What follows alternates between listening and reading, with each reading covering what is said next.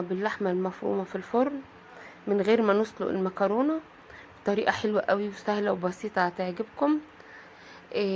يلا نشوف وصفتنا ونشوف عملناها ازاي. اول حاجه معايا بصلتين ونص معلقه ثوم وقرنين فلفل حامي، لو حابه بارد براحتك.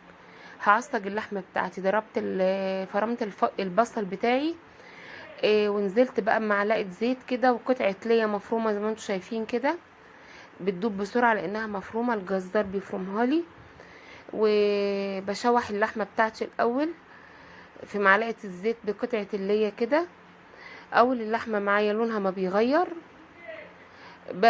بنزل بقى بالبهارات بتاعتي، قرفه، ورق لورا وحبهان مطحونين، بهارات مشكله اللي احنا عاملينها مع بعض، وفلفل اسود.